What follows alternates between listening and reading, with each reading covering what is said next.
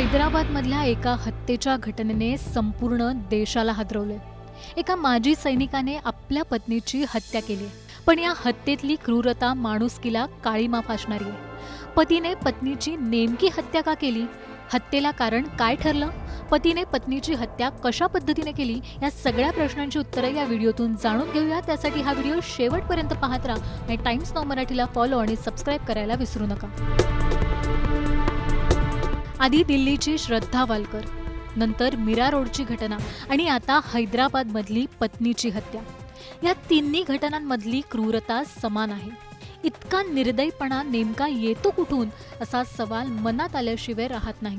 रंगारेड्डी जिल्ह्यातल्या मिरपेटमध्ये राहणाऱ्या माजी सैनिक गुरुमूर्ती यांनी आपल्या पत्नी वेंकट माधवी यांची हत्या केली आणि तिच्या मृतदेहाचे अक्षरशः तुकडे करून प्रेशर कुकरमध्ये शिजवले। या घटनेचं वर्णन करताना सुद्धा अंगावर काटा येतो।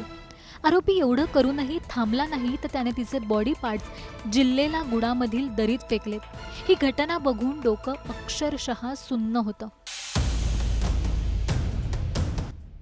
आरोपी गुरुमूर्ती हा DRDO मध्ये आउटसोर्स सुरक्षा रक्षक म्हणून कामाला होता। पत्नी वेंकट माधवी आणि 2 मुलांसह गुरुमूर्ती जिल्लेला गुडामधल्या न्यू व्यंकटेश कॉलनीमध्ये राहत होता। पोलिसांच्या माहितीनुसार 13 जानेवारीला वेंकट माधवी बेपत्ता झाल्याची तक्रार मिरपेट पोलीस ठाण्यात दाखल करण्यात आली। माधवीच्या आईवडिलांनी ही तक्रार दाखल केली होती। या संदर्भात तपास सुरू होताच गुरुमूर्तीने याबाबत आपल्याला काहीच माहिती नसल्याचं नाटक केलं आणि माधवीच्या आईवडिलांसोबत गुरुमूर्ती पोलीस ठाण्यातही गेला। दरम्यान पोलिसांना गुरुमूर्तीच्या हालचालींवर संशय आला आणि त्याला ताब्यात घेतलं। चौकशी दरम्यान आपणच हत्या केल्याची कबुली गुरुमूर्तीने पोलिसांना दिली। पोलिसांनी त्याच्यावर गुन्हा दाखल करून गुरुमूर्तीला अटक केली।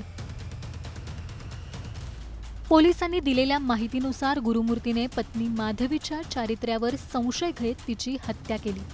तिच्या शरीराचे तुकडे तुकडे केले।